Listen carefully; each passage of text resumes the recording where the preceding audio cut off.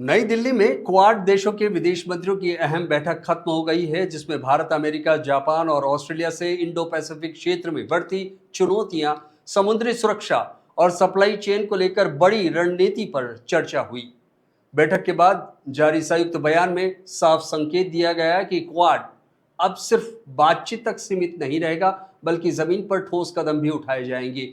बैठक में भारत की ओर से विदेश मंत्री एस जयशंकर, अमेरिका से मार्को रूबियो, जापान से तोशिमित्सु मोतेंगी और ऑस्ट्रेलिया की विदेश मंत्री पेनी योंग शामिल हुई।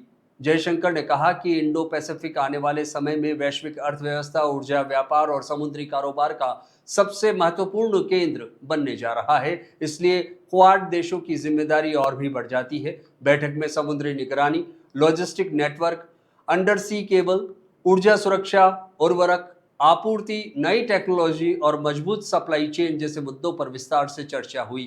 मिडिल ईस्ट में बढ़ते तनाव और हॉर्मुज स्ट्रेट संकट को भी एजेंडे में प्रमुखता से शामिल किया गया।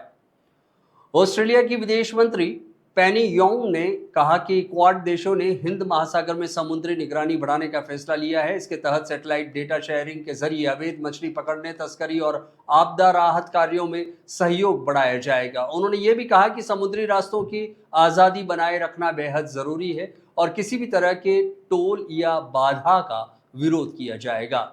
अमेरिकी विदेश मंत्री मार्को रूबियो ने कहा कि क्वाड अब एक्शन बेस्ड पार्टनरशिप बन चुका है। उन्होंने कहा कि हालिया वैश्विक संकटों के बीच इस समूह की अहमियत और बढ़ गई है।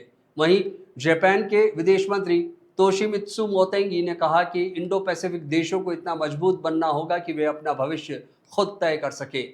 आतंकवाद के मुद्दे पर जयशंकर ने सख्त रुख अपनाते हुए कहा कि दुनिया को आतंकवाद के खिलाफ जीरो टॉलरेंस की नीति अपनानी होगी और जिन देशों पर आतंकी हमले होते हैं उन्हें अपनी सुरक्षा का पूरा अधिकार है।